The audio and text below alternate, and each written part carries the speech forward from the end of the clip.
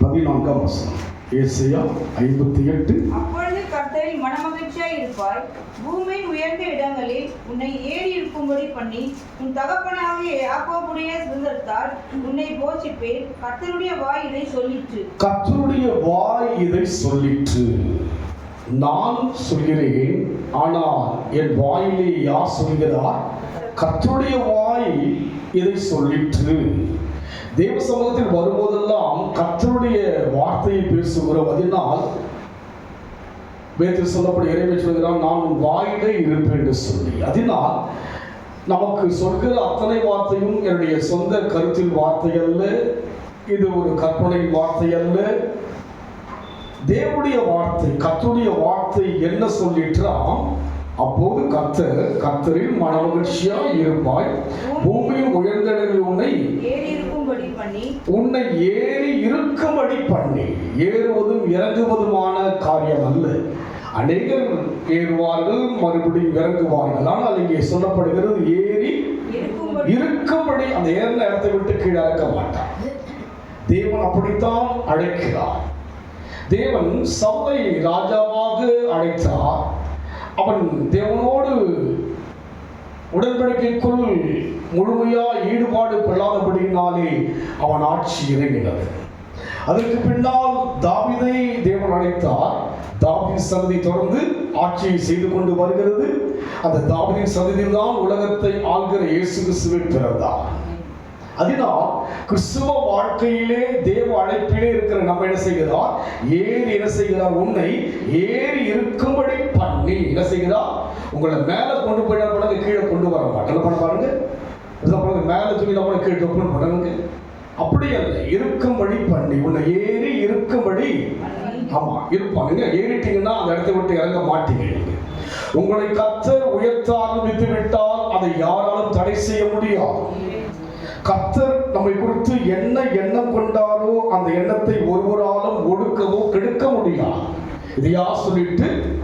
கர்த்தருடைய வாய் சொல்லிட்டு. இந்த வேதம் முழுமையா யாருடைய வாயா இருக்கிறது? கர்த்தருடைய வாய் தான் வேதம், கர்த்தருடைய வார்த்தைகள் தான். அதனால் நம் வாழ்க்கையிலே இன்றைக்கு ஆண்டவருடைய வார்த்தை என்ன சொல்லுகிறது? உன்னை ஏறி இருக்கும்படி பண்ணி. நம்மை உயர்த்த தேவன் விரும்புகிறார். உன் அதிசயத்தை காண பண்ணுவேன். அதனால் தேவன் நம்மை உயர்த்த அழைத்திருக்கிறபடினாலே உங்களை யாராலும் ஒடுக்க முடியாது. நாம் செய்ய வேண்டியது என்ன? ஒவ்வொரு வாக்குத்தத்தங்களுக்கும் ஒரு வரைமுறை இருக்கிறது. இந்த வழியிலே இப்படி நடந்தால்தான் அந்த வாக்குத்தத்தங்களுக்கு நாம் உரிமையாக முடியும், அதை சொந்தமாக்கி கொள்ள முடியும்.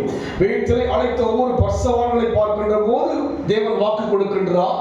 ஆபிரகாம் சொல்கிறார், நான் காண்பிக்கும் தேசத்துக்கு போ என்று சொன்னார். தான் போகிற இடம் என்னதென்று அறியாதபடி புறப்பட்டு போனான். அதுதான் கீழ்ப்படிதல்.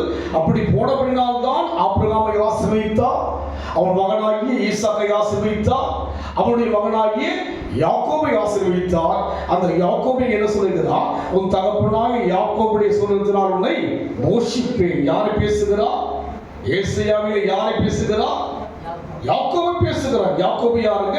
ஈசாக்கின் மகன் தான் யாக்கோபு. ஈசாக்கு யாருங்க?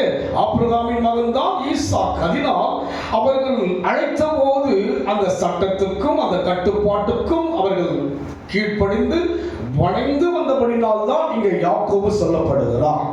அப்படியான நம் வாழ்க்கை கூட பெயர் சொல்லப்படும்படியா இருக்க வேண்டும். நம்முடைய பெயர் அநேகருடைய வாயிலே அறிவிக்கும்படியா இருக்க வேண்டும். இங்கே யாக்கோபு எங்கே இருந்து எங்கே வருகிறார்? யாக்கோபின் காலம் வேறு. இது யாருடைய காலத்தில் சொல்லப்படுகிறது? ஏசாயா தீர்க்கதரிசி மூலமாய் சொல்லப்பட்ட ஒரு காலத்திலே யாக்கோபை சொல்கிறார். காரணம் என்ன? மனதிலே நிற்கப்பட்டவர்கள். யாருடைய மனதிலே? தேவனுடைய மனதிலே நிற்கப்பட்டவர். அது போல நம் வாழ்க்கையிலே நாம் யார் மனதில் இருக்கிறோமோ இல்லை, யார் மனதில் இருக்க வேண்டும்? தேவ மனதிலே நம்மை குறித்து நெகிழ்ச்சி அடையும்படியா இருக்க வேண்டும். அப்படியானால் நீங்கள் ஏறி இழப்படலாம் இறங்கவே, அவைக்குரிய வாழ்க்கையில் ஏறிடப்படவும் இறங்கவே கூடாதுங்க. நம்மளை போனாங்க ஏறுத்து இறங்குறது, ஏறுத்து இறங்குறது, ஒதுங்குறது, பதுங்குறது, இப்படிதான் இருக்குங்க. அப்படி என்ன கிறிஸ்தவ வாழ்க்கை? ஏறிதான் ஆக வேண்டும், இறங்கக்கூடாதுங்க. ஏறிதான் ஆக வேண்டும் கர்த்தருக்குள்ளாக. இங்கே சொல்லப்பட்ட வண்ணமாக மறுபடியும் வாசிக்கிறது. அப்பொழுது கர்த்தரில் மனமகிழ்ச்சியாய் இருப்பாய். பூமியின் உயர்ந்த இடங்களில் உன்னை ஏறி இருக்கும்படி பண்ணி. அப்போ இருக்க வேண்டும் என்று சொன்னால் என்ன செய்ய வேண்டும்? கர்த்தருக்குள் மனமகிழ்ச்சியா இருக்கணும். மனமகிழ்ச்சியோட தான் கர்த்தர்கிட்ட வரணும். அதுக்கு உங்களை ஏதோ யாரோ தள்ளி விடுவதல்ல, மன மகிழ்ச்சியோடு தான் தேவ சமூகத்துக்கு வர வேண்டும். சங்கீதக்காரன் சொல்லுகிற, அடுத்து வாசிப்போம். 122ஆம் சங்கீதம் 1ஆம் வசனம். கர்த்தருடைய ஆலயத்திற்கு போவோம் வாருங்கள் என்று எனக்கு அவர்கள் சொன்னபோது மகிழ்ச்சியா இருந்தேன். பாருங்கள், நான் ஏறி இருக்க வேண்டும் என்று சொன்னால், நான் ஏறி நிறுத்தி விட்டு இறங்காதபடிக்கு, என்னுடைய உயரம் விட்டு இறங்காதபடிக்கு, என்னுடைய மேன்மை விட்டு இறங்காதபடி இருக்க வேண்டும் என்று சொன்னால் இருக்க பண்ணுவேன் என்று அவர் சொல்லிவிட்டார். அந்த அனுபவத்தில் அவர் சொல்கிற வார்த்தைகள் ஆம் என்றும், அது நாம் சொன்னதுதான், அது மாறாது. அவர் சொல்லிவிட்டால் சொன்னதுதான். தாவீதுக்கு ஆணையிட்டே நான் போய் சொல்லி, ஒரு முறை ஆணையிட்டு விட்டால் முடிந்தது. வானத்து நட்சத்திரங்களை போல உன்னை நான் ஆசீர்வதிப்படி சொன்னார், அப்படியே ஆசீர்வதித்தார். ஆபிரகாம் சொல்றாரு, பின்வரும் நாட்கள்ல ஜனன பண்ணுவாங்க, 400 வருஷம் இருப்பாங்க, அடிமைகளா இருப்பான்னு சொன்னால் அதுவும் நடந்தது. அவர் சொன்ன ஒரு வார்த்தையும் தவறி போகல, நல்லதும் நடந்தது, எதிரே சொன்ன வார்த்தையும் நடந்தது. அதனால் நம் வாழ்க்கையிலே கர்த்தருடைய ஆலயத்துக்கு போவோம் வாருங்கள் என்று சொன்ன போது மகிழ்ச்சியாய் இருந்தேன். அப்படியானால் ஆலய வழிபாடு என்பது மகிழ்ச்சியான ஒரு இடம். இதுதான் கிறிஸ்துவத்துக்குள்ளான ஒரு ஆழமான அர்த்தமான அனுபவத்துடைய அந்த முதல் பகுதி. அதுதான்.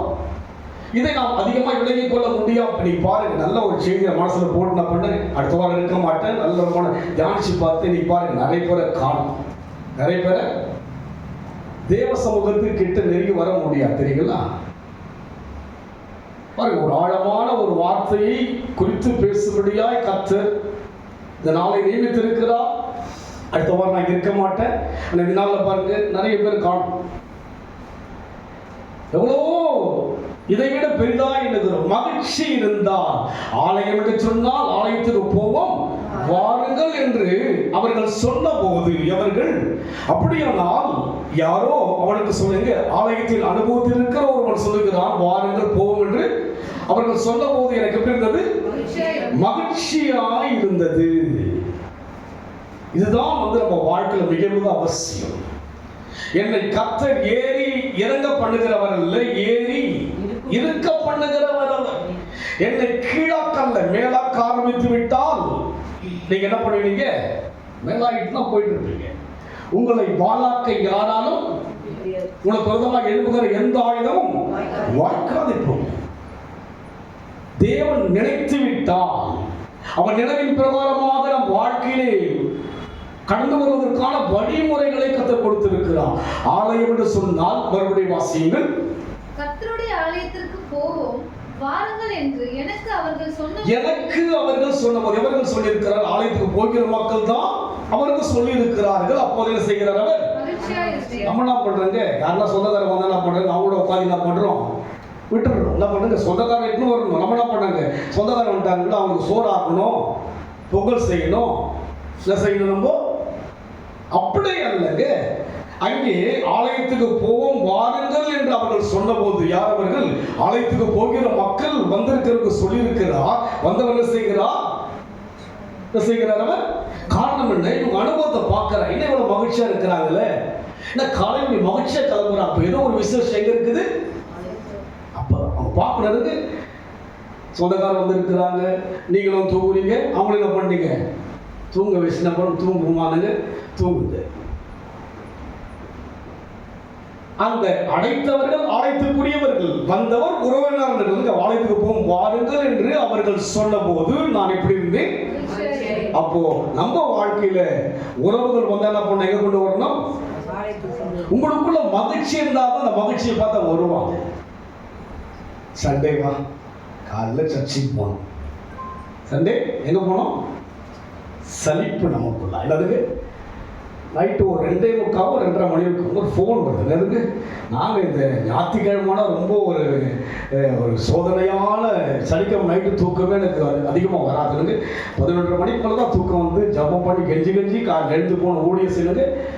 2:30 மணிக்கு ஒரு ஃபோன் வருது. எடுத்து பார்த்தா தோத்திரப்பான்றான். யாருக்கு ஒரு வாலிப மகனை தோத்திரம் பண்ணுறான். என்ன பண்ணா, எனக்கு ஒரு சந்தேகம். எத்தனை மணிக்கு?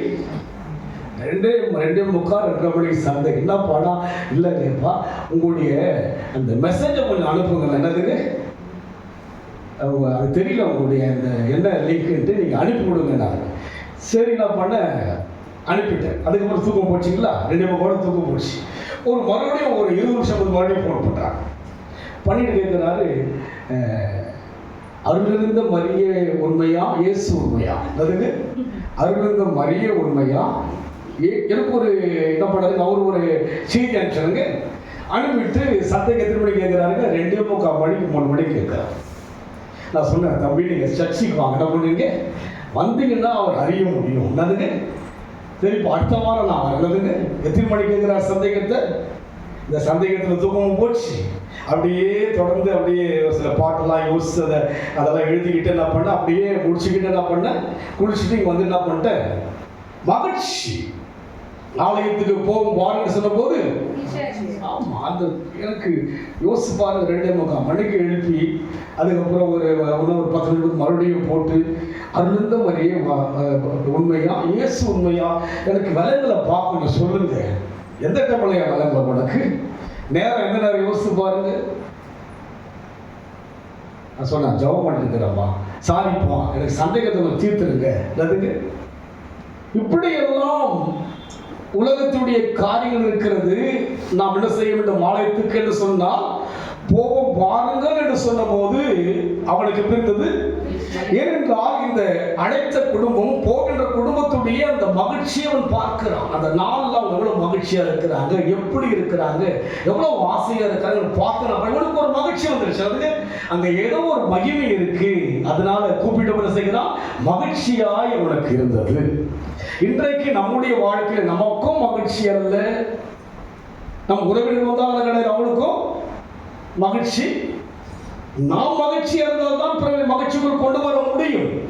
அப்படி கொண்டு வந்தால்தான் நான் என்ன செய்ய முடியும், ஏறி இருக்கும்படி செய்வார். என்ன செய்வார்? இறங்க செய்ய மாட்டார். ஆவி வாழ்க்கையிலும் இருக்கும்படி செய்வார், எல்லாவற்றிலும் இருக்கும்படி செய்வார். நம்மை கர்த்தர் நோக்கம் நம்மை உயர்த்துவதற்காக. வேதத்தில் பார்க்கிற ஒவ்வொரு பரிசுத்தவான்களும் ஆடுகளை மேய்க்கிறவனாக, அவர்கள் பரதேசிகளாக அருதேசிகளாய் வாழ்ந்தவர்கள். இன்றைக்கு வேதத்திலே அவர்கள் பெயர்கள் சிறப்பாய் கொடுக்கப்பட்டிருந்தது. காரணம் என்ன? அவர்கள் மகிழ்ச்சியாய் இருந்தார்கள். தேவனிடம் சொன்னார், ஜனங்களுக்கெல்லாம் முதல் வாரத்திலேயே முதல் வாரம் தான் மகிழ்ச்சியா இருக்கு. அதுக்கப்புறம் அப்படியே இறங்கிறாங்க. என்ன பண்றாங்க? ஏறுறாங்க, அடுத்த வாரம் என்ன பண்றாங்க? இறங்குறாங்க, அதுக்கப்புறம் பண்றாங்க, இறங்குறாங்க இறங்கிடுறாங்க. மகிழ்ச்சி, இதை விட மகிழ்ச்சி வேற என்ன உண்டு? ஆலயத்துக்கு போகும் வாருங்கள் என்று சொன்ன போது அவர்கள் எப்படி இருந்தார்கள்? மகிழ்ச்சி.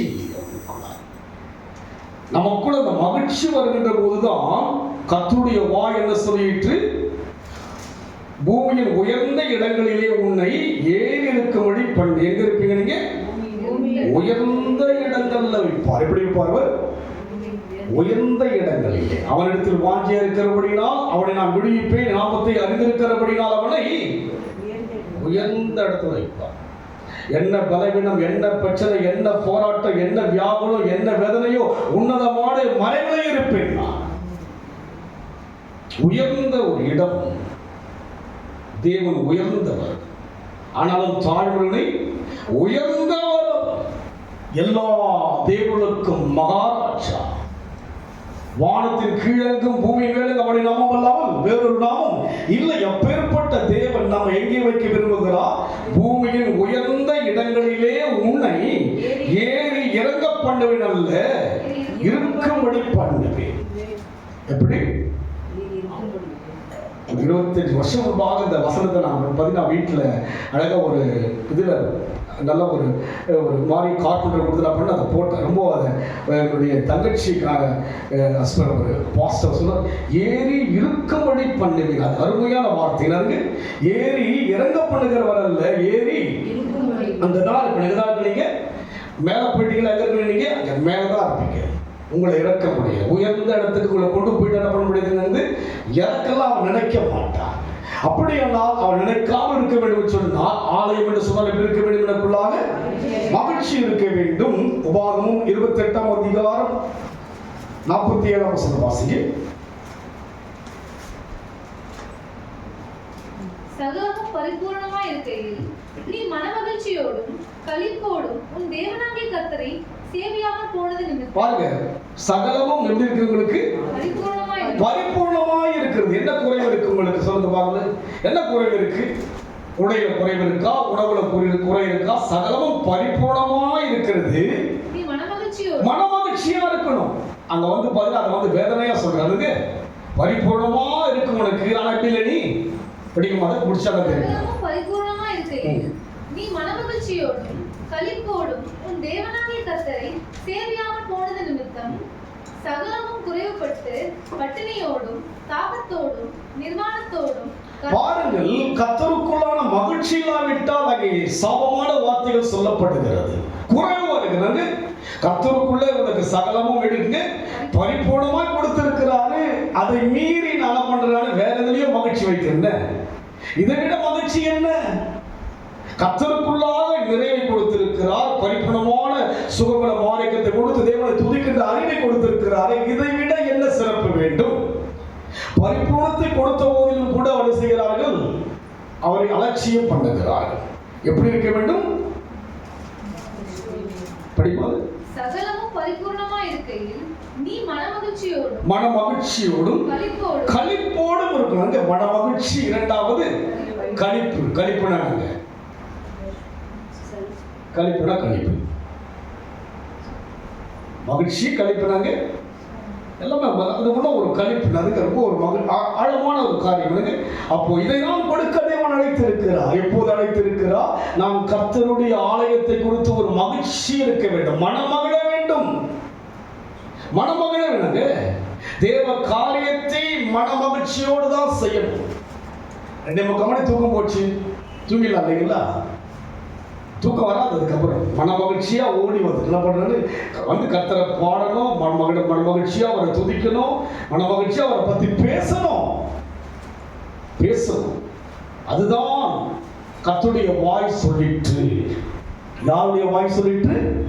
கர்த்தருடைய வாய் என்ன சொல்லிற்று? உன்னை பூமியின் உயர்ந்த இடங்களிலே ஏறி இருக்க பண்ணுவேன், மனமகிழ்ச்சி இருக்க வேண்டும். ஒரு வாலிய பிள்ளை வந்துட்டு இருந்தது. ஏமா வரலன்னா நைட்டு 12:30 மணிக்கு 1 மணிக்கு போய் நாய்க்கு சாப்பிட்றாங்க. சாப்பாடு போட என்ன பண்ணுறாங்க? நாய்க்கு என்ன பண்ணுறாங்கன்னா நாய்க்கு போட சாப்பாடு. அதனால என்ன பண்ண சர்ச்சைக்கு வர ஒரு சில நாயை வாங்கி வந்து அதுக்கு நேரம் பொறுத்து தெரியாது. எங்கே மன மகிழ்ச்சி இருக்கும்? எங்கே மகிழ்ச்சி இருக்கும்? அதுக்கு ஒரு ஆள் வைக்கணும், அதை என்ன பண்ணணும்? க்ளீன் பண்ணணும், பெருக்கணும். அதுக்கு மாட்டிக்கிறாங்க. பார்த்தீங்களா? இல்லை மாட்டிக்கிறாங்க. இன்னைக்கு தேவ சமூகத்துக்கு வர முடியாதபடி எவ்வளவு தடுக்கலான காரியம் நடந்து கொண்டு வருகிறது. 12 பேருக்குள் பிசாசு இருந்தான். யாருக்குள்? சீஷர்களாகி 12 பேருக்குள் யார் இருந்தா? என்ன சொல்கிறது? பிசாசு வந்து என்ன பண்ணா, போக போக யூதாசி தூரமாகிட்டே வந்து என்னப்பட்டா, எனக்குள்ளே தேவ பிரசனத்தில் மகிழ்ச்சி இல்லாவிட்டால் ஆட்டோமேட்டிக்கா தூரமாக்கிடும். எனக்கு ஆட்டோமேட்டிக்கா நம்ம தூரமாக்கி விடும். கேட்டால் என்ன பண்ணுறாங்க? நாய்க்கு சாப்பிட போகிறாங்க. நாய் நன்றி விடுறது தான் அதுக்காக என்ன பண்ணுறாங்க? 12 மணிக்கு போய் சாப்பிடுறது. 12 மணிக்கு என்ன பண்ணுறாங்க? தெருவில் போய் என்ன பண்ணுறாங்க? நாய்களுக்கு எப்படி இருக்கு பார்த்தீங்கன்னா? யோசிச்சு பாருங்க. இப்படியெல்லாம் தேவனை விட்டு தூரமாகிற ஒரு சூழ்நிலைக்குள்ளாக இன்றைக்கு தேவ ஜனங்கள் தள்ளப்படுகிறார். யார்? உலக மக்கள் தள்ளப்பட்டா போறோம். அவங்க தேவனை அறியாதவங்க. தேவனை அறிஞ்சி பாடுறோம், துதிக்கிறோம், என்ன பண்றோம், அதை பண்றோம், இதை பண்றோம், எல்லாம் பண்றோம். இந்த நாள் மகிழ்ச்சி என்ற நாளை விட்டு விட்டு வேற எதிலே மகிழ்ச்சி? உறவில் மகிழ்ச்சியா? நிகழ்ச்சியில் மகிழ்ச்சியா? வேலையில் மகிழ்ச்சியா? பணத்தில் மகிழ்ச்சியா? குறைந்து போகும் என்று அல்லவா சொல்லியிருக்கிறார். இங்கே அவனை தேடி வந்ததினால் பரிபூர்ணத்தை பெற்றுக் கொண்டாய். ஆனால் எப்படி இருக்க வேண்டும்? நான் மகிழ்ச்சியோடும் களிப்போடு இருக்க வேண்டிய நான் இந்த நாளை இதை விட இது களிப்பு, இதை விட ஆலயத்தை விட இந்த ஆலயம் அல்ல, எங்கு சென்றாலும் அந்த ஆலயத்தில் இருக்க வேண்டும். நாம் எங்கு போனாலும் மகிழ்ச்சியா போகணும். நான் உங்களை வற்புறுத்தி என் வசமாய் மாற்ற நான் அழைக்கவில்லை. பொதுவாக தேவ ஜனங்கள் என்று சொன்னால், ஆலயம் என்று சொன்னால், எங்கும் செல்கிற தேவ ஜனங்கள் மகிழ்ச்சியாக தான் செல்ல வேண்டும், மனம் மகிழ்ந்து போக வேண்டும். மனம் தான் மார்க்குங்க. மனம் இல்லாவிட்டால் அடுத்த வாரம் போகலாம் சர்ச்சைக்கு, ஈவினிங் போகலாம் சர்ச்சைக்கு. பிளான் மனசுல என்ன கிடையாது, தேவனை குறித்து மகிழ்ச்சி கிடையாது. என்னெல்லாம் பேசுற, என்னெல்லாம் சொல்ற பார்த்தீங்களா? அவர் நமக்காக இந்த நாளை உண்டாக்கினார். எடுத்து இன்னொரு வசனம் வாசிங்க. ஆபகுக் 3ஆம் அதிகாரம் 13ஆம் வசனம், 18 13 பாருங்க.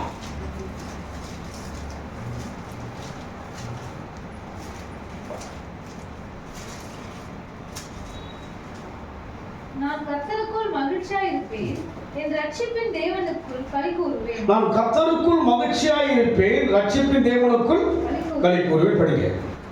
ஆண்டவராகிய கர்த்தர் என் பலன், அவர் என் கால்களை மான் கால்களை போல, என் கால்களை மான் கால்களை போல மாற்றுகிறார். என் கால் என்ன செய்கிறார்? மான் கால்களை போல. பாருங்க, நீங்க கர்த்தருக்குள் மகிழ்ச்சியா அவருடைய கால் எப்படி மாறும்? எங்க மான் காலா இருக்குது? எப்படி வார்த்தைகள் சொல்லப்படுகிறது, ரகசியங்கள் எல்லாம். நாம் கர்த்தருக்குள் மகிழ்ச்சியா இருக்கின்ற ரகசியங்கள் இவை எல்லாம். எவ்வளவு அழகாக நுணுக்கமாக ரகசியங்களை கர்த்தர் வைத்திருக்கிறார். பவுல் சொல்லுகிறார் ரகசியம். எப்படி வார்த்தை என்னவா? ரகசியம் என்று பார்க்கிறோம். வேத வசனம் என்ன? மகிழ்ச்சியா இருந்தால் என்ன நடக்கிறதா? படியுமா? அவர் என் கால்களை, யார் கால்களை சொல்லுங்க, யார் கால்? தைரியமா சொல்லுங்களேன், நல்லா இருக்கு. அவன் சொல்ல பார்க்கலாம். என் கால்களை மான் கால்களை போல. யோசிச்சு பாருங்க. என் கால்களை ஆமை கால்களை போல நட்டு யோசிச்சு பாருங்க. அசஞ்சி மெதுவாதான் வரும். உணருங்க. மான்கள். ஆண்டவர் எப்படியெல்லாம் யோசித்து பேசுகிறார் பார்த்தீங்களா? எப்படியெல்லாம் யோசிக்கிறார்கள் நம்மை குறித்து. நாம் அவரை யோசிக்கிறோமா? அவரை சிந்திக்கிறோமா? அவரை குறித்து பேசுகிறோமா? எவ்வளவு அழகா சொல்கிறார். என் கால்களை மான் கால்களை போலாக்கி உயரமான ஸ்தலங்களிலே பாருங்க. ஒன்று உயர்ந்த இடங்களில் ஏறி இருக்க பண்ணுவார், இங்கே உயர்ந்த ஸ்தலங்களிலே நடக்க பண்ணுவார். எவ்வளவு அருமையான உயர்வாக தான் தேவ ஜனங்களை பார்க்கிறார். என்னையும் உங்களையும் நம்மையும் எப்படி பார்க்கிறார் தேவன்? உயர்வாய் பார்க்கிறார். உங்களை உலகம் இழிவாக, ஏளனமாக, நகைப்பாக ஒரு பேச்சையும் உங்கள் செயல்களை பார்த்தபோது சிரிப்பாக பார்க்கலாம். தேவன் நம்ம எப்படி பார்க்கிறார்? உயர்ந்த ஒரு மனிதனாக தான் பார்க்கிறார். உன்னை பூமியின் உயர்ந்த இடங்களிலே ஏறி இருக்கும்படி பண்ணுவேன், உன்னை உயர்ந்த ஸ்தலங்களிலே நடக்க பண்ணுவா, மான்கால் போல் நடக்க. இதெல்லாம் நம்பினதான். எனக்கு நம்பிக்கை இல்லாதபடியான சோதனை வருகிறது. நம்புறேன், இதுதான் நம்புறேன். நான் நடுங்க சொல்ல சொல்ல எனக்கு ஒரு சரீரத்தில் வந்து ஒரு மத பலவீனம் தான் வருது. இது நம்புறேன். நான் என் பலவீனத்தை விட இதை நம்புறேன். நான் நம்புறேன். நான் நம்புகிறது யாரால் வரும்? அவரால். நான் நம்புறேன், இதை நம்புறேன். இது நான் சொன்னதல்ல, யாரும் சொன்னதல்ல. இது கர்த்தருடைய வாயினுடைய சொல். இது மாறுவாரா? அவர் நேற்று இன்றும் என்றும். பூமி எல்லாம் மாறும். சமுத்திரம் நடுங்க, கடல் நடுங்க, மலையில் இருக்கிற சமுத்திரம் போக மலை எங்க போடுங்க, சமுத்திரம் போய் விழும். வானம் பூமி ஓடிது அழியும். இந்த சொல் தேவ வாயினால் சொல்லப்பட்ட சொல் என்னை எப்படி மாற்றுகிறது? மான்களுடைய கால்களை போல. யோசிச்சு பாருங்க, கர்த்தர் எப்படி நம்மை பார்க்கிறார். அதனால்தான் பவுல் சொல்லுகிறார், என்னை பலப்படுத்துகிற கிறிஸ்துவினாலே எல்லாவற்றையும் செய்ய நான் இதை மகிழ்ச்சியாய் செய்வதனால் தான் இந்த ஊழியத்தை செய்ய முடிகிறது. பலவீனம், தூக்கையின்மை, பிரச்சனை, போராட்டம், பலவிதமான சோதனை வந்து என்னை முழுக்க வைக்கிறதா இல்லை. எனக்குள் மகிழ்ச்சி, நமக்குள் மகிழ்ச்சி வர வேண்டும். ஒன்றும் பண்ண முடியாது. உங்களுக்குள்ள அந்த மன மகிழ்ச்சி வந்து விட்டா எல்லாரும் தள்ளி என்ன பண்ணுங்க, பவுல் சொல்றது போல குப்பை என்றும் இந்த நாளை தேவனுக்கு கொடுக்காதபடி இருப்போம் என்று சொன்னால் இதை வந்து ஒரு விசேஷம். இந்த நாளை வந்து நம்ம என்ன பண்ணக்கூடாது, கர்த்தருக்கு தாங்க. மற்றதெல்லாம் எப்படி இருக்க வேண்டும், குப்பை என்று நஷ்டம் இல்லைங்க. அது போல ஓட்டி என்ன வருதுங்க, ஓவர் டைம் போகணும், ஓவர் டைமும் வரும், அதே நேரம் பலவீனமும் சேர்ந்து வரும். இப்போ வராது, எல்லாம் சேர்த்து வரும். அவர் கூட்ட சொல்லுங்க, உன் கால் என்ன காலம் மாத்திரம் நான் இல்லை, நான் இந்த காலையே வச்சுருக்கேன், என்ன பண்ணேன், இதே காலையே இருக்கு, என்னதுங்க இதே காலில் இருக்கிறேன் நான். அந்த கால் வேணாம், உங்களுக்கு எந்த காலம் கொடுக்குறேன் நான் சொல்லுங்க. உரிமையா பேசுங்க. நீங்க இங்கதாங்க உரிமையா பேச முடியும், உரிமையை கேட்க முடியுங்க. நான் எப்பவுமே தேவன்கிட்ட தான் உரிமையை கேட்பேன், வேற யாரும் என்ன பண்ண மாட்டேன், உரிமையை கேட்கவே மாட்டேன். நேற்று ஒரு ப்ரேயர் கூப்பிட்டாங்க, ஒரு பெரிய சர்ச்சு, அவருடைய ஒரு பெரிய ப்ராப்பர்ட்டி ஒரு கடைக்குள்ள இங்கே இருக்கு, அவராலேயே முடியல. அதுக்கு யார் அவர், பெரிய சர்ச்சு, அவராலேயே முடியாம ஒரு ஜபம் கேட்டு அவருக்குள்ள ஏவப்பட்டு அந்த குடும்பத்தில் இருக்கிற அத்தனை சௌகரியம் அவங்க யோசிச்சாங்களா, யாரை கூப்பிடலாம், சரி பாஸ்டர் கூப்பிடலாம். நான் போன அந்த குடும்பத்தில் இருக்கிற எல்லாரும் இருக்கிறாங்க, அவர் வந்து தூரமாக இருக்கிறாங்க. யோசிச்சு பாருங்க, தங்களுடைய திறமையால் கூட செய்யக்கூடாத காரியங்கள் வருகிறது. ஆனால் தேவன் நம்மோடு இருந்தால் என் கால் எப்படியே மாறும், மான்களுடைய கால்களை போல மாற்று வேகம் நடுங்க. அதுக்காக மான் காலுங்க, இந்த பொய்க்கால் நடுங்க, பொய்க்கால் என்ன பண்ணுவாங்க, அப்படி அல்ல. இந்த கால் இருக்கதான் செய்யும், ஆனால் ஓடுகின்ற காலாக, தேவனுக்கு சேவை செய்கின்ற காலாக, தேவனை துதிக்கின்ற காலாக, தேவனை பணிந்து வழிபடும்படியான காலா இந்த கால் இருக்கு. அதுதான் மான்களுடைய வேகம் இருக்கும். அதனால இந்த காலை கேட்டு மான் காலை போட்டுருவாருங்களா, நினைச்சிட்டீங்களா? ஓ, மான் காலை மாற போகுது, அண்டா காக்கசும் அபு காக்கசும் காலை மான் காலாய் இதே கால் தான் காமெண்ட் சொல்ல பார்க்கலாம். ஆனா இந்த கால் எப்படி இருக்கும், அவருக்காக ஓடும், அவர் பாட ஓடும், துதிக்க ஓடும், போற்ற ஓடும், மையப்படுத்த ஓடும். இப்படி தகப்பனார் வந்து உயிருக்கு போராடி கொண்டிருக்கிறார். அப்போ என்னை வந்து 2004 திருவள்ளூர்ல ஒரு ஆராதனைக்கு கூப்பிட்டாங்க. அந்த தேவச்செய்தி உணர்ந்து கொடுக்கிறார், என்னை ஆராதிக்க அழைச்சிருந்தாங்க. போயிட்டு ஆராதனை செஞ்சுட்டு இருக்கிற அங்க இருக்கிற ஜனங்க சொன்னாங்க, சிங்கம் மாதிரி பாருங்க. எப்படி பாருங்க, சிங்கம் வந்துடுச்சு. அதுங்க அப்படி தேவனை ஒரு பக்கம் பலவீனத்தினாலே உயிர் போகின்ற சூழ்நிலைக்குள்ளா இருக்கிறார். அதை தெரிந்து நான் அங்கே போயிட்டு ஆராதனை முடிச்சுட்டு அங்கிருந்து நேராக அவர் இருக்கின்ற அந்த மருத்துவமனைக்கு நான் கடந்து வந்தேன். இறந்து போன பாடியே தான் இருக்கு, செத்து போன பாடியா இருக்கு, மூச்சு எதுவுமே கிடையாது, டெட் பாடியா இருக்கிறாரு, அப்படியே இருக்காரு. நான் வந்துட்டு ஒரு 20 நிமிடம் நான் பண்ணேன், ஜபம் பண்ணிக்கிட்டே தட்டிக்கிட்டே இருக்கிறேன். 2-3 நாட்களாய் படுக்கையிலே இருந்து விட்டார், எழுந்திருக்கலாம் முடியவில்லை, தட்டிக்கிட்டே இருக்கிறேன். திடீர்னு ஒரு 20 நிமிடத்துக்கு எழுந்து உட்காந்துட்டு ஸ்ப்ரிங் மாதிரி எழுந்து என்ன பண்ணாருங்க, இந்த மான்களை இப்போ ஸ்ப்ரிங் மாதிரி எழுந்து உட்காந்துட்டு அவங்களால பேச முடியல. ஏதோ ஒரு சொல்றாங்க, என்னுடைய முதுகு அப்படின்னா தடவினப்பட்டது என்னை குறித்து ஒரு பூரிப்பு, அவருடைய முகத்தில் ஒரு சிரிப்பு, ஒரு பூரிப்பு. பிணமாக 3 நாட்களை தொடர்ச்சியாக இருந்தவர், மூச்சு பேச்சு இல்லாதபடி செயல்பட முடியாதபடி இருந்தவர். ஆனால் தேவனுக்காக மகிழ்ச்சியோடு கூட அன்றைக்கு ஆராதித்து விட்டு கடந்து வந்த போது எழுந்து உட்காந்துனப்பட்டாங்க. பேச வாய் வரல, ஆனால் அவர் சொல்றது எனக்கு விளங்குது. ஒரு மேன்மையான இடத்துக்குள்ள இருக்கிற அவருக்குள்ள ஒரு பூரிப்பு, ஒரு நல்ல ஒரு லெவல் வந்துட்டு ஆண்டவருக்குள்ள இருக்கிற ஆரம்ப நாட்கள்ல நான் ஊழியத்துக்கு வரும்போது சொல்றாரு, என்ன பார்த்தீங்கன்னா இல்லை ஒரு பிச்சைக்கார வேலை போய் செய்ய மையத்துக்கு போறிய, இப்படி என்னை யோசித்தார். ஆனால் அவருடைய வாழ்க்கையில போக போக பலவீனத்தின் மூலமாய் பாதிக்கப்பட்ட பிற்பாடு நான் தேவனுக்குள் ஊழியம் செய்வதை என்னுடைய செயலை கண்டு, என்னுடைய ஜீவியத்தை கண்டு ஆச்சரியப்பட்டு அவர் மரண தருவாயிலே என்னை ஆசீர்வதித்து காரியங்கள் எல்லாவற்றையும் அவர் ஒரு பூரிப்பா. நான் சொன்னேன், நாளைக்கு நான் வருவேன், உங்களை பார்ப்பேன். நான் மறுபடியும் வீட்டுக்கு வந்துட்டேன். அடுத்த நாள் காலையில் மறுபடியும் போறேன். நான் பார்த்து விட்டு அவருடைய கண் மூடி ஜீவன் விட்டது. அப்போ என்கிட்ட காசே இல்லை, ஆரம்ப நாட்கள் ஊடி அவர்கிட்ட சொல்றேன், அந்த டிவிஎஸ் ஷாம்பு ஒன்று வச்சுட்டு அதை ஓடிட்டு அந்த மாதாவெல்லாம் தாண்டி அந்த நர்சிங்கம், இந்த கேன்சர்ல கடைசி நாட்கள்ல அங்கே தான் இருப்பாங்க, அந்த டெட் கண்டிஷன்ல இருக்கும்போது அங்கே தங்கிடுவாங்க. அது போல ஒரு இடம். ஒரு நர்ஸ் எல்லாம் அங்கே சேவை செய்கிற ஒரு புனிதமான இடம் அது. அங்கே இருந்து கலவரம் அந்த பாடியை கொண்டு வர போகிறாங்க. ஆண்டவரே என்ன செய்வது, என்கிட்ட ஒன்றும் இல்லை, நான் உலக ரீதியான ஒரு வேலை செய்தால் எனக்கு எல்லாம் கிடைக்கும், இந்த தகப்பனாருக்கு செய்ய வேண்டிய கடமை நான் செய்ய வேண்டும் அப்படின்னு யோசிச்சுட்டு வரேன். நான் வண்டியில் வந்துட்டு தந்தையிட்ட பேசிட்டு வரேன். கையில் வந்து ஒரு 100-200 தான் வச்சுருக்கு.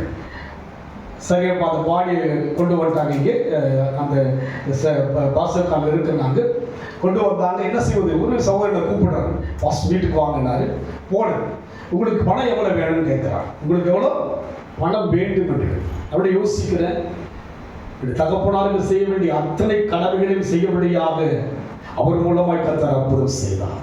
என் சகோதரிகளையோ சொந்தங்களையோ பந்தங்கள் காரணம் என்னவென்று சொன்னால், அவருக்காக மனமகிழ்ச்சியாய் இருப்போம் என்று சொன்னால் நம்ம ஏறி இறங்க இருக்கும்படியாய் செய்கிறவர். இந்த தேவ ஊழியத்தில் வந்து என்கிட்ட ஒன்றுமே இருக்காது, அப்படி 0 தான் இருக்கும். ஆனால் ஒவ்வொரு காரியங்களையும் கர்த்தர் சிறப்பாய் நடத்தியிருக்கிறார். ஒன்றுமே இருக்காது என்கிட்ட, பிள்ளைகளுக்கோ குடும்பத்துக்கோ நல்லதுக்கோ கெட்டதுக்கோ ஒன்றுமே இருக்காது. ஆனால் அந்த நேரம் வரும்போது ஏறி இருக்க பண்ணும்படியாய் உயர்த்தினதை பார்த்திருக்கிறேன். அதனால் நம் வாழ்க்கையிலே நாம் கர்த்தருக்குள் இருக்க வேண்டும், மனமகிழ்ச்சியாக இருக்க வேண்டும். இன்னொரு வசனம் வாசிப்போம். உபாகமம் 30ஆம் அதிகாரம் 10ஆம் வசனம் வாசிங்க.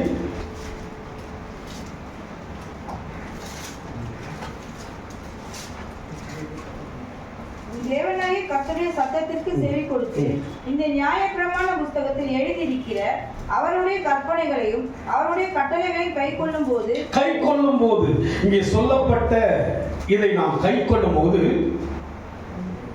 உன் தேவனாகிய கர்த்தரிடத்தில் உன் முழு இருதயத்தோடும் உன் முழு ஆத்துமாவோடும் திரும்பும் போதும் கர்த்தர் உன் பிதாக்கள் மேல் சந்தோஷமாய் இருந்தது போல் உண்மையிலும் உனக்கு நன்மை உண்டாக திரும்பவும் சந்தோஷமாய் இருப்பா. நீங்க மகிழ்ச்சியா இருந்தீங்கன்னா தேவனுக்கு எப்படி இருக்கும்?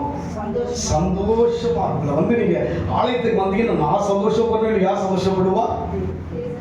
தேவனுக்கு சந்தோஷம். ஐயோ எல்லாத்தையும் தள்ளி என்ன பண்ணாங்க, வந்துட்டாங்க. என்ன பண்ணாங்க? ஆலயத்துக்கு வருவது பெரிய போராட்டம். எப்படி இருந்தது? ஒரு பெரிய யாருக்கெல்லாம் போராட்டமா இருக்கு சொல்லுங்க. பெரிய போராட்டம். மற்ற இடத்துக்கு போனா போராட்டமே இல்லைங்க. நினைச்சா போயிடுங்க, நினைச்சா நீங்க சாதிச்சிருவீங்க.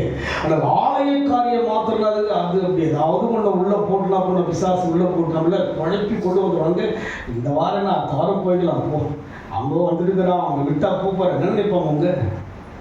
அவங்கள பாருங்க, எப்போ வந்துக்கிறாங்க, அவங்க இட்டு வரதுக்கு இல்லாம என்ன பண்ணுங்க, எப்போ வந்துக்கிறாங்க, சரியா நீ நான் உட்காந்துக்கிறேன், சரியா கடை இருந்துடுறேன். எப்படி யோசிச்சு பாருங்க. தேவன் துக்கப்படுவாங்க. இன்றைக்கு நீங்கள் வராவிட்டால் யார் துக்கப்படுவார்? நான் துக்கப்படுறேன் இல்லை, யார் துக்கப்படுவார்?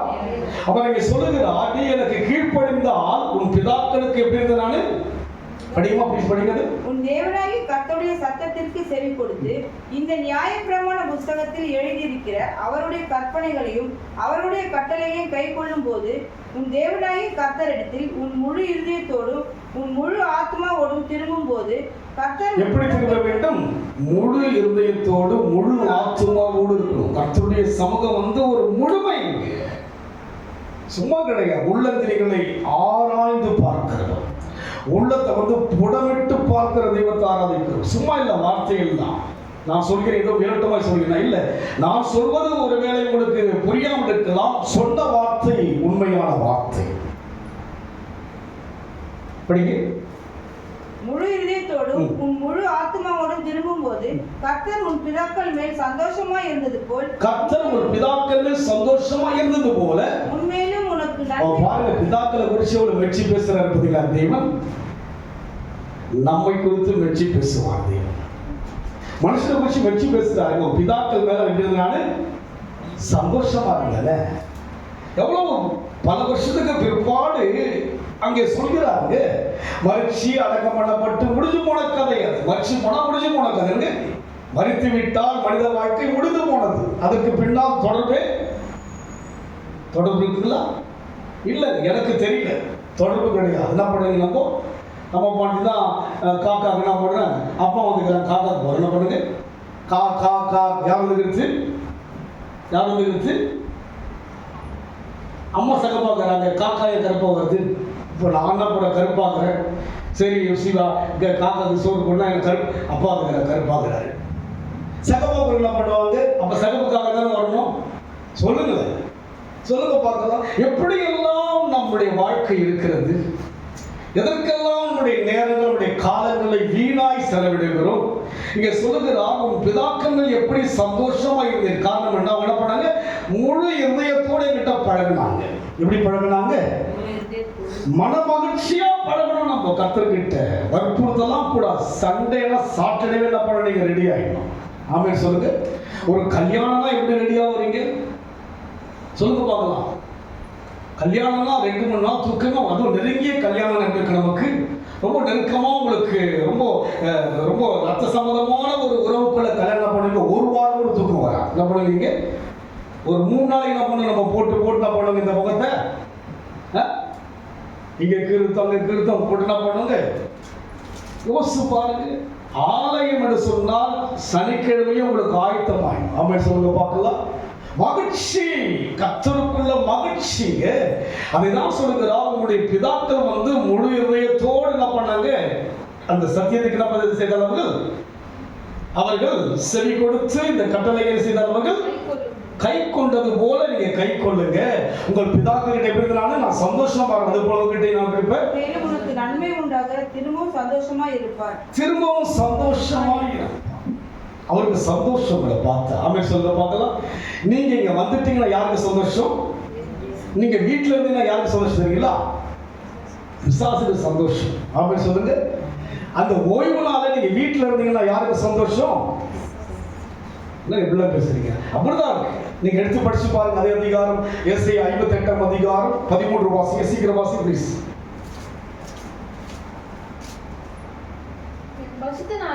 என் பரிசுத்த நாளாகிய ஓய்வு நாளிலே உனக்கு இஷ்டமானதை செய்யாதபடிக்கு உன் காலை விலக்கி. என் காலை உலகத்துக்கு விலக்கினால்தான் என் கால் எந்த காலை மாறும்? ஆமா, பார்த்தீங்களா? எதை விதைக்கிறதோ என் காலை எதுக்கு விளக்கணும்? என் இஷ்டத்துக்கு விளக்கணும். அந்த நாள் யாருக்கு தான்? சொல்லுங்க. இருக்கிற வரைக்கும் அந்த நாள் யாருக்கு தான்? தேவனுக்கு தான். நான் ஆகின்ற அந்த விசுவாசி இருக்கிற நாள் முதல் கொண்டு ஒரு சில நாட்கள் தவறி இருப்பேன். மற்றபடி இதுவரைக்கும் எங்கன்னா இங்கதான்.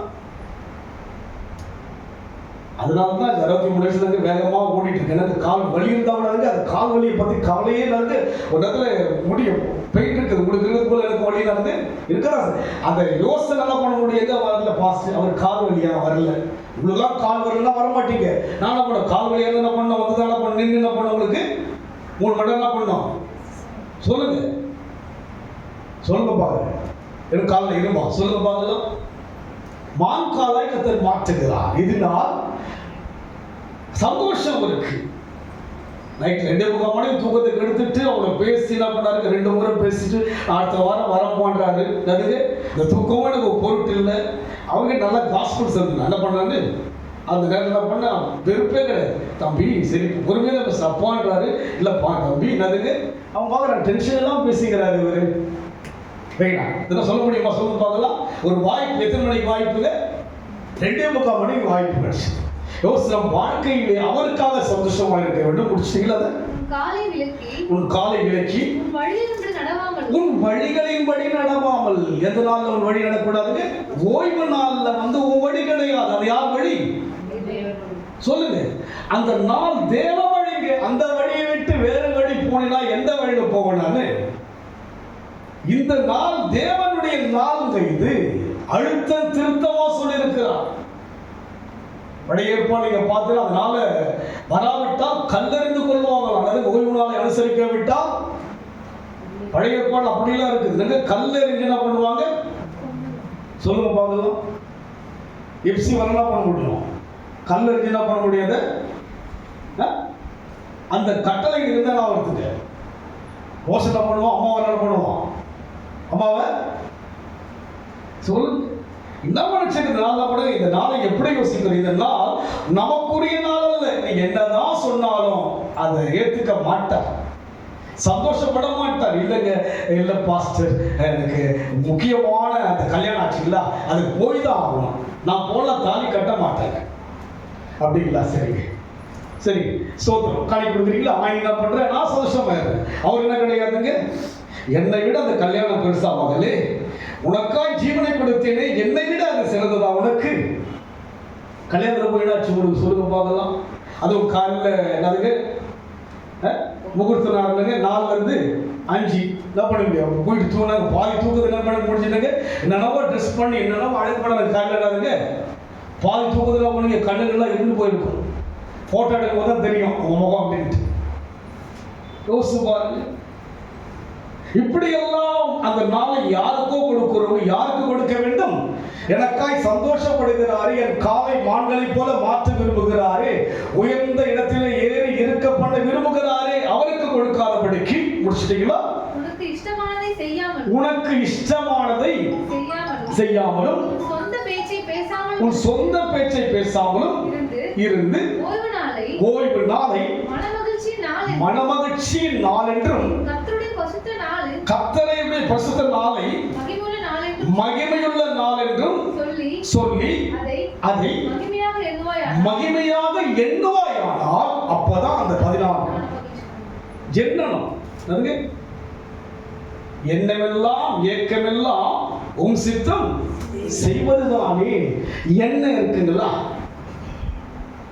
என்னங்க பழைய ஏற்பாடின் சபை வருவதற்குள்ளாக நடக்கிற ஒரு காரியத்தை சொல்லி முடிக்க வாஞ்சிக்கிறேன். எடுத்து வாசிங்க, யாத்திராகமம் 16ஆம் அதிகாரம் 26ஆம் வசனம் வாசிப்போம். 6 நாள் வரை சேர்ப்பீர்களாக, 7ஆம் நாள் ஓய்வு நாளாய் இருக்கிறது, அதிலே அது உண்டாகிறது என்றான். 6 நாள் அதை சேர்ப்பீர்களாக, 7ஆம் நாள் ஓய்வு நாளாய் இருக்கிறது, அதிலே அது உண்டாயிராது என்றான். அதாவது இவங்களுக்கு ஆதாரம் வேணும். எங்க இருக்கிறவங்க வனாந்தரத்தில் எங்க இருக்கிறாங்க, அந்த சர்ச்சில் கிடையாது, சர்ச்சு கிடையாது. ஆனா அந்த ஓய்வு நாளை ஒரு மகிமையாக அன்றைக்கே ஃபிக்ஸ் பண்ணிடுறாங்க. 6 நாட்களுக்கு ஆகாரம் வானத்திலிருந்து வர்றதுக்கு நீங்க படிச்சு பார்த்தீங்கன்னா அதுல புரிய உங்களுக்கு. அவங்க முறுமுறுத்து கேட்கிறார்கள். படிக்கப்போ 7ஆம் நாளிலே ஜனங்களில் சிலர் அதை சேர்க்க புறப்பட்டார்கள், அவர்கள் அதை காணவில்லை. பாருங்க, 7ஆம் நாள்ல என்ன பண்ணுங்க, சோறு கிடைக்குமான்னு போறாங்க. என்ன பண்றாங்க, நம்ம என்ன பண்ணுங்க, நாங்க வேலைங்க, வேலையை விட்டுட்டு இங்க வாண்டீங்க, நீங்க வயிற்று பழப்புக்கு இருக்க போறேன் நான் வயிற்று. அவர் சொல்லிட்டார், 6 நாள்ல பண்ணுங்க நீங்க சேகரிச்சிங்க, 6வது நாள்ல பண்ணுங்க ஒன்றை கொஞ்சம் எக்ஸ்ட்ரா நீங்க சேகரிச்சிங்கன்னா ஓய்வு நாள் பண்ண நீங்க போயிட்டு எடுக்கக்கூடாது. என்ன பண்ணுங்க, அந்த மண்ணா என்ன பண்ணக்கூடாது, வனாது என்ன பண்ணுங்க, அது தொழிலாங்க, அந்த மண்ணை கீழே என்ன பண்ணுவாங்க. அது அருமையா ஒரு நான் படிச்சுக்கிறது ரொம்ப அருமையா இருக்கு. அதுல பாத்தீங்கன்னா அதே அதிகாரம் 20 வாசிய பார்க்கலாம். மோசேயின் சொல் கேளாமல் சிலர் அதில் விடியற்காலம் மட்டும் கொஞ்சம் மீதியாய் வைத்தார்கள், அது பூச்சி பிடித்து நாட்டம் எடுத்தது, அவர்கள் மேல் மோசே கோபம் கொண்டார். பாருங்க என்ன பண்றாங்க, அந்த ஆகாரம் என்ன பண்றாங்க வச்சுக்கலாம். ஆனா இதுக்கு பார்த்தீங்கன்னா அதுக்கு முன்னாடி படிச்சீங்கன்னா அந்த ஆகாரம் என்ன பண்ணுமோ அந்த ஆகாரங்கள பனி பெய்யும். என்ன பண்ணுங்க, ஃப்ரிட்ஜில் வச்சிருக்கிறதுல கிடாமல் இருக்கிற மாதிரி இருக்கு, பனியிலேயே இருக்க மாதிரி எப்படி இருக்கும். இப்போ நம்ம ஃப்ரிட்ஜ் இருக்கு இல்லைங்களா, வனாந்தர வழியில் இருந்தவங்களுக்கு சொல்லுங்க பார்க்கலாம். வனாந்தர வழியில் நீங்க படிச்சீங்கன்னா ரொம்ப அந்த அதை கொஞ்சம் கண்டுபிடிங்க பார்க்கலாம். அதுலேயே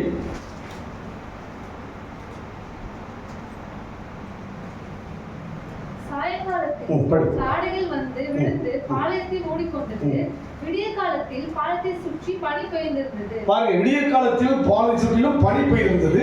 பெய்திருந்த பனி நீங்கின பின்பு இதோ வனாந்தரத்தின் மீதெங்கும் உருட்சியான ஒரு சிறிய வஸ்து உறைந்த பனிக்கட்டி. உருட்சியானதுக்கு பதில் அதுங்க சிறகுகள் எல்லாம் கட்டி என்ன பண்ணாங்க, என்ன பண்ண சிக்கன் பிடிக்குதுங்க வெளியில என்ன பண்றாங்க மாட்டிக்கிறாங்க இல்ல. அது போல உரிச்சு இருக்கு எப்படி இருக்குங்க, பனியெல்லாம் போயிட்டு என்ன பண்ணுங்க, அது எவ்வளோ அவங்களுக்கு ஒரு என்னதுக்கு அந்த ஃப்ரிட்ஜில் வச்ச மாதிரி என்ன பண்ணுறாங்க, ஒரு நம்மள சிக்கன் வாங்குறோம் இல்லைங்களா, அதுக்கு சிக்கன் பிரியாணி வாங்குறாங்க. என்ன பண்ணுறான்னு தெரியவே தெரியும், என்ன பண்ணுறாங்க அவங்களுக்கு தெரியும். அது என்ன பண்ணுறாங்க, என்னவோ சாப்பிட்றோம் இல்லைங்களா. இங்கே பாருங்க, அந்த ஜனங்களுக்கென்று எவ்வளவு அருமையாக கதை செய்கிறார். அதை மறுபடியும் படிப்போம் ப்ளீஸ். பெய்திருந்த பனி நீங்கின பின்பு இதோ வனாந்தரத்தின் மீதெங்கும் உருட்சியான ஒரு சிறிய வஸ்து உறைந்த பனிக்கட்டி பொடித்தனையால் தரையின் மேல் கிடந்தது. இஸ்ரவேல் புத்திரர் அதை கண்டு இது இன்னது என்று அறியாதிருந்தது. ஒருவரை ஒருவர் பார்த்து இது என்ன என்றார்கள். அப்பொழுது மோசே அவர்களை நோக்கி, இது கர்த்தர் உங்களுக்கு முஸ்லி கொடுத்த அப்பம். அப்பம் எவ்வளோ அழகா பக்குவமா ஃப்ரிட்ஜில் வச்சுன்னா போடுற ஒரு அழகா நம்ம ஃப்ரிட்ஜில் என்னது நேச்சுரலான இருக்குது, எவ்வளோ கருத்தாக இருக்கிற. இது 40 வருஷம் நடக்குது சொல்றது. நீங்கள் படிச்சு பார்த்தா 40 இயர்ஸ் பார்த்தீங்கன்னா உங்களுக்கு தாங்க நைட்டான என்ன பண்ணுங்க, பனியில் என்ன பண்ணாது அது ஃப்ரெஷ்ஷாக நம்ம கீழே என்ன பண்ணுவாங்க, காலையில் போய் பார்த்துட்டு இருக்காது ஃப்ரெஷ்ஷாக என்ன பண்ணுவாங்க. நம்ம சாப்பிட்றதுல நிறைய ஃப்ரெஷ்ஷாக இருக்குது, யோசிச்சு பாருங்க. இப்போல்லாம் எதுவுமே அதெல்லாம் நோய் நொடிலாம் வருதுங்க. முன்ன இருக்கிற ஆகாரம் போல ஃப்ரெஷ்ஷான கிடையாது, நமக்கு எல்லாமே மருந்து மூலமாக இன்னைக்கு நம்ம என்ன பண்ண சாப்பிட்றோம். தேவன் பாருங்க அவள் எவ்வளவு கருத்தாய் எவ்வளவு கிருபையை பாதுகாத்து. அப்போ என்ன சொல்றாங்க, இந்த ஓய்வு நல்லா பண்ணாதீங்க, எதுவும் யூஸ் பண்ணாதீங்க. அதுக்கு முன்னாடி உங்களுக்கு தேவையான பண்ணுங்க, அடுத்த நாளுக்கு என்ன தேவையோ அதை நான் கொடுப்பேன். நீ என்ன பண்ணாத, அந்த ஓய்வு நாளை போய் தேடாது. என்ன பண்ணாது, தேடினா கிடைக்கும். அதில் கிடைக்காதுங்க. 6 நாட்கள் கிடைக்கும். அதுக்கு 6 நாட்கள் நீங்கள் வனத்தில் போய் பார்த்தா கிடைக்கும். மண்ணாக இருக்கும், அதுக்கப்புறம் காலை இருக்கும். அதுக்கு ஒன்று மண்ணா, இரண்டாவது ஆமாம் கவுச்சி இல்லாமல் நம்ம என்ன பண்ண மாட்டோம், சாப்பிட நம்மளுக்கு முக்கிய அவசியம். அதுக்கு நம்ம ஐயாவுக்கு முக்கிய அவசியம். அதுக்கு ரோஷன் கூட பார்த்தீங்கன்னா அவனுக்கு என்ன பண்ண சைக்கிஸ் இல்லாமல் என்ன பண்ணியதுங்க சாப்பிட முடியாது. அப்போ நம்முடைய வாழ்க்கையில பாருங்க 40 வருஷம் ஆமென் சொல்லுங்க. அதுல ஒதுக்குற 6 நாட்கள் என்ன பண்ணுங்க, எல்லாமே சாப்பிடுங்க. 7ஆம் நாள் என்ன பண்ணாதீங்க, அது என்னுடைய நாள், அந்த நாளுக்கு வேண்டியதான் ஒன்று நான் தருவேன். இது நம்ம என்ன பண்றாங்கன்னா ஜனங்க என்ன பண்றாங்க, போய் தேடுறாங்க. என்ன பண்ணாங்க, 6 நாள் கிடைக்கிறது ஆகாரம், 7ஆம் நாள் கிடைக்கிற அவங்களுக்கு ஆகாரம் தேடி பார்க்கறது இல்லை. காரணம் என்ன, அந்த நாள் மகிமையுள்ள நாள். அந்த நாளை தேடிட்டா எல்லாம் கூட கொடுக்கப்படும். முதலாவது தேவ ராஜ்யத்தையும் ஆதாரம் இல்லைங்க, சமாதானம், சந்தோஷம், நிம்மதி, சுகம், பலம், உங்களுக்கு வேண்டிய சகலமும் கூடவே கொடுக்கப்படும். எவ்வளவு வனாந்தரத்திலேயே கட்டளைங்க. வனாந்தர வழியிலே சபை கிடையாது, ஆலயம் கிடையாது.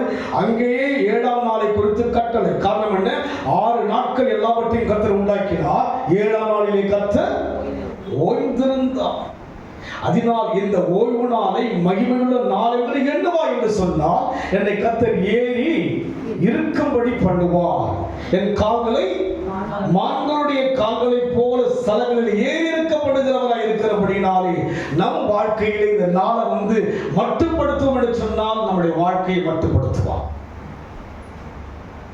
போக போகதான் தெரியும், இப்போது தெரியாதுங்க. இன்றைக்கு நாம் செய்வது நமக்கு சாதகமா, நம்ம சொல்வதெல்லாம் நமக்கு சாதகமா இருப்பது போல் இருக்கும். பின்வரும் காலங்களில் அதன் விளைவை பார்ப்போம். எப்போது பார்ப்போம், இப்போது தெரியும். அதுங்க பின்வரும் காலங்களில் அந்த ஜனங்க அந்த காரியத்துக்குள் இல்லாதபடியினாலே வாசிக்கிறது 20 வாசிக்க பார்க்கலாம். மோசேயின் சொல் கேளாமல் சிலர் அதில் விடியற்காலம் மட்டும் கொஞ்சம் மீதியாய் வைத்தார்கள். அது பூச்சி பிடித்து நாற்றம் எடுத்தது.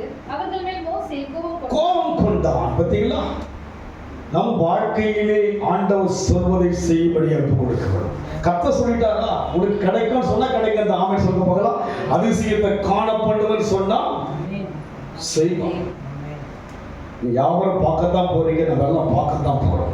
ஒரு வாழ்க்கையில் அதிசயத்தை நம்புங்க. கர்த்தர் சூழ்நிலை எல்லாம் பார்க்காது. என்ன பண்றாங்க, இல்லைங்க நாளைக்கு என்ன பண்ண கொஞ்சம் வச்சுக்கணும், என்ன பண்ணாங்க, இல்லை அன்னைக்கு சாப்பிட என்ன பண்ணுங்க, சாப்பிடணும். அடுத்த நாள் ஃப்ரெஷ்ஷாக கிடைக்கும் போது என்ன பண்ணாங்க,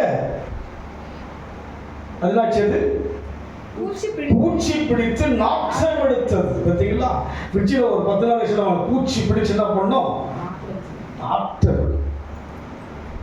ஐஸ் மீன் வாங்கி என்ன பண்ணாங்க,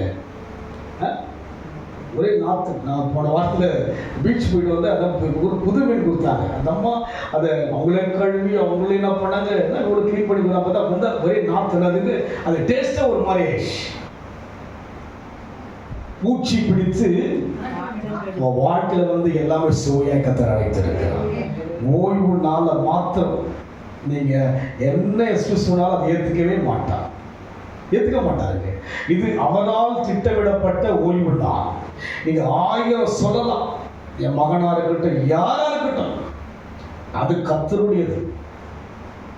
அதுக்காக என்ன பண்ண முடியாது, இதை ஏற்றுக்கொள்ளலாம் முடியாது. அது அவங்களுடைய பிரச்சனை. என் பசி நான் தான் என்ன பண்ண சாப்பிட முடியும், பிள்ளைகள் பசிக்கு நான் என்ன பண்ண முடியும். என்னுடைய ஆத்மா என்னை பாதுகாத்துக் கொள்ள வேண்டும். சொல்ல வேண்டிய சத்தியத்தை நான் சொல்லணும். என்ன சொன்னாலும் சரிங்க, அது கர்த்தருக்குரியது. யார் நம்ம சபை என்பது தேவனுடைய அவை எல்லாமே. கர்த்தர் என்ன சொல்லுகிறாரோ அதை சொல்கின்ற ஒரு வாய்தான். எவ்வளவு காலம் சொல்லுவேன்? இருக்கும் காலம் வரைக்கும் சொல்ல போகிறேன். மறித்து போனால் மறுபடியும் இந்த சத்தத்தை கேட்க முடியுமா? ஒரு நாள் நான் சொன்ன வார்த்தைகள் ஒரு வாழ்க்கை நிறைவேறும். அந்த நாளை எப்படியெல்லாம் நாம் யோசித்து செலவழித்தோமோ அதுக்குரிய பலனை பின்வரும் காலங்களில் பார்ப்பீங்க. அதனால் இந்த நாளை பிரிக்க வேண்டும், மகிமை உள்ள நாளாக இருக்க வேண்டும். கடைசியாக ஓசியா 13ஆம் அதிகாரம் 5ஆம் வசனம் வாசிங்க. சீக்கிரம் வாசிக்க முடிச்சிடலாம் ப்ளீஸ்.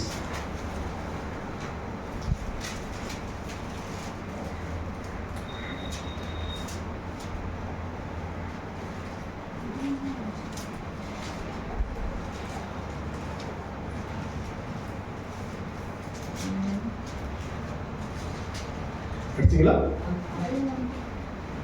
நான் உன்னை எகிப்து தேசத்திலிருந்து அழைத்து வந்தேன். உன் தேவனாகிய கர்த்தராய் இருக்கிறேன். ஆகையால் நீ என்னையே அன்றி வேற தேவனை அறிய வேண்டாம். என்னையே அன்றி இரட்சகரும் ஒருவரும் இல்லை.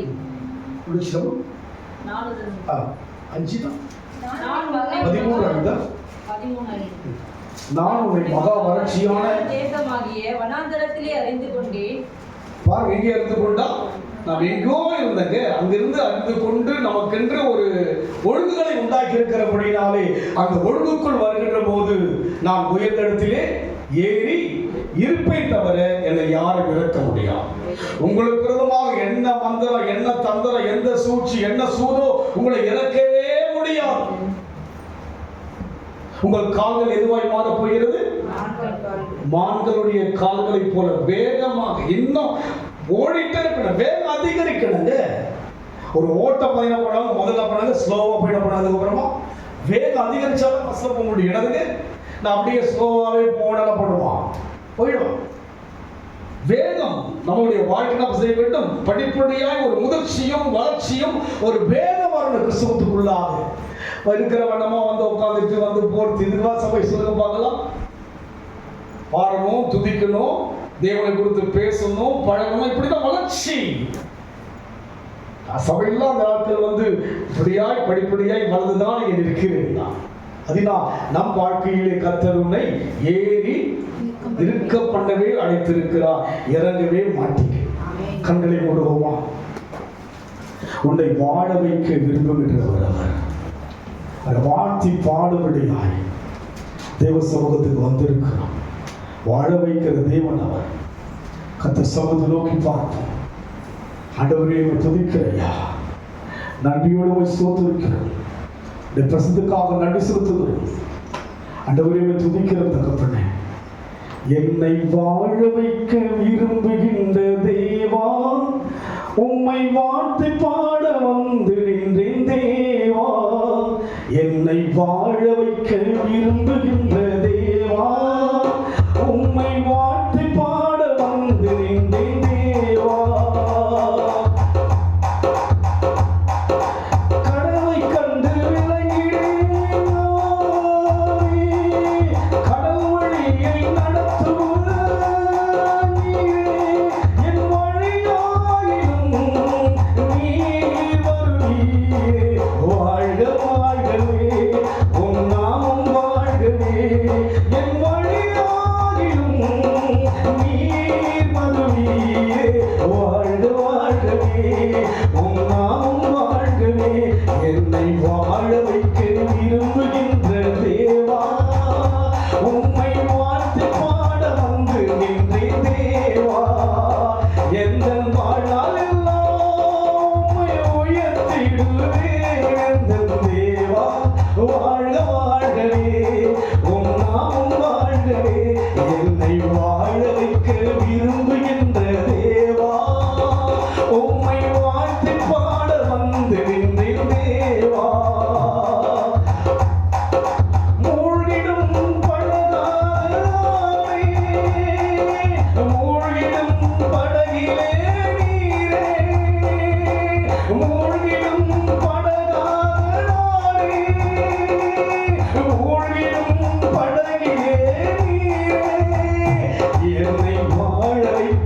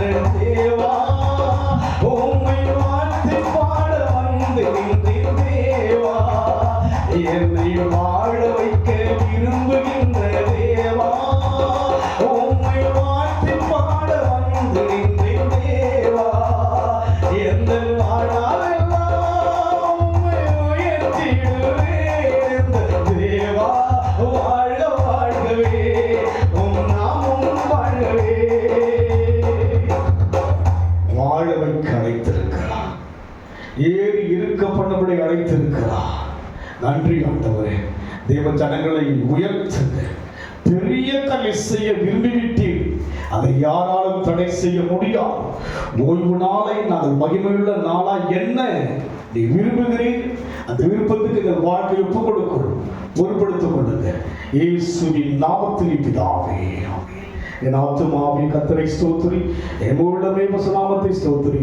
என் ஆத்துமாவே கர்த்தரை ஸ்தோத்திரி, கர்த்தர் செய்த சகல உபகாரங்களையும் மறவாதே. நம்முடைய கர்த்தராகிய இயேசுவின் கிருபை, பிதாவாகிய தேவனுடையாகவும் பரிசுத்த ஆவியானவருடைய ஐக்கியமும் நம் அனைவரோடு கூட கர்த்தர் வருகை மட்டும் என்றென்றைக்கும் இருப்பதாக. ஆமென். கர்த்தருடைய ஆசீர்வதிப்பாராக.